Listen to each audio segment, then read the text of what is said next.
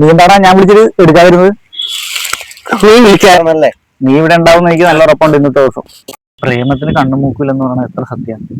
നിന്റെ കാര്യം കൂടി ഞാനത് മനസ്സിലാക്കി. അവള് നിന്റെ കൂട്ടത്തിൽ ഇല്ലെന്ന് നീ എന്താടാ മനസ്സിലാക്കാത്തത്? അതിന് ആഗ്രഹമൊക്കെ ഉണ്ടല്ലേ? നീ ഒരുമാതിരി മുടിയും താടിയൊക്കെ വളർത്തി വിരഹ കാമുകനെ പോലെ. നിനക്ക് അങ്ങനെ പറയാം. അവളാരാന്ന് നിന്നോട് പറഞ്ഞത് നിനക്ക് മനസ്സിലാകില്ല.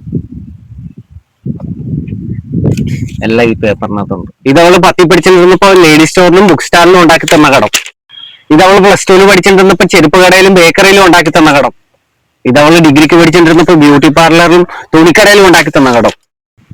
ഇതവള് നേഴ്സിംഗ് ചെയ്യാറുന്നപ്പോ എന്റെ അമ്മയുടെ മാല പണയം വെച്ച് അവൾക്ക് വണ്ടി മേടിച്ചു കൊടുത്ത എന്റെ ചീട്ട. ഇതവള് UK പോയപ്പോ എന്റെ 10 സെന്റ് പുരയിടം പണയപ്പെടുത്തിയ എന്റെ ചീട്ട്. ഇനി ഞാൻ അവളെ മറക്കണോ? നാട്ടിലുള്ള കടക്കാരെ മൊത്തം പേടിച്ചിട്ടാണ് ഈ കുളക്കട വന്നിരിക്കുന്നത്. നിനക്കത് വല്ലതും അറിയാവോ? നീ ഇവിടെ സ്വൈര്യമായിട്ടിരുന്നോ? അളിയോ,